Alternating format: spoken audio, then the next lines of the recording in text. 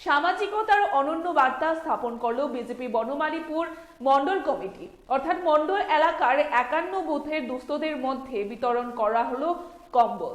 বর্তমান শাসক দলের তরফ থেকে বারবারই দাবি করা হয় রাজ্যের বা রাজনীতির জায়গায় থাকলেও বিজেপি দল মূলত সেবায় সংগঠন এই বার্তাকে সামনে রেখে কাজ করে চলে। এরকমই এক উজ্জ্বল দৃষ্টান্ত আজ স্থাপিত হয়েছে ভারতীয় জনতা পার্টির 9 নম্বর বনমালীপুর মন্ডল কমিটির কার্যালয়ে।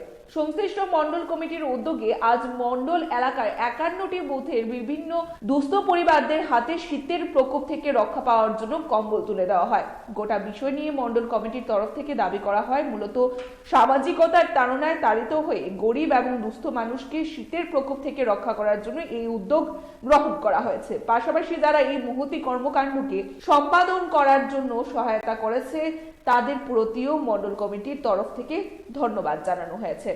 সময় বনমালীপুর মন্ডলের উদ্যোগে এবং টিআরপিসি কর্মচারীদের সহায়তা আমরা বনমালীপুর এলাকার 51টি বুথে যারা দুস্থ পরিবার শীতের প্রকোপে কষ্ট পাচ্ছেন তাদেরকে আমরা কম্বল বিলি করি, তাদেরকে সামান্যতম একটা পরিষেবা দিতে পেরেছি। এই জন্যে আমরা খুব আনন্দিত এবং আজকের এই অনুষ্ঠানে সমস্ত ভোরবেলার সমস্ত বুথ প্রেসিডেন্ট এবং আমাদের যে কার্যকর্তারা আমাকে এই অনুষ্ঠানটা সহায়তা করার জন্য যথেষ্ট উদ্যোগী হয়েছে। টোটাল কতজনকে দিয়েছেন? আজকে আমরা মোট 51 জনকে আপাতত দিয়েছি।